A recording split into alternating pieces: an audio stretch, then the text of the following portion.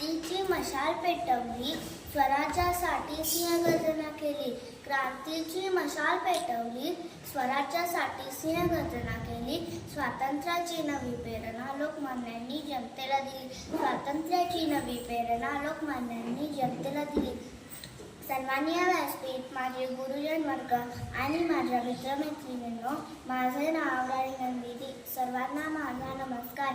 आज मी आपल्यासमोर स्वराज्य हा माझा जन्मसिद्ध हक्क आहे आणि तो मी मिळवणारच अशी सिंहगर्जना करून इंग्रजांना हजवून सोडवणारे थोर देशभक्त लोकमान्य टिळक आहेत यांविषयी मी बोलणार आहे. लोकमान्य टिळकांचा जन्म 23 जुलै 1856 रोजी महाराष्ट्रातील रत्नागिरी जिल्ह्यातील चिखली या गावी झाला. त्यांचे पूर्ण नाव बाळ गंगाधर टिळक व त्यांच्या वडिलांचे नाव गंगाधर व त्यांच्या आईचे नाव पार्वतीबाई असे होते. लोकमान्य टिळक लहानापासून खूप हुशार व अन्यायाविरुद्ध पेटून उठणारे होते.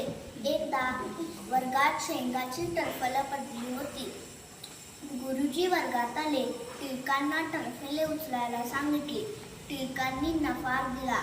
टिळक म्हटले, मी शेंगा खाल्ल्या नाहीत, मी टरफले उचलला नाही. धन्यवाद.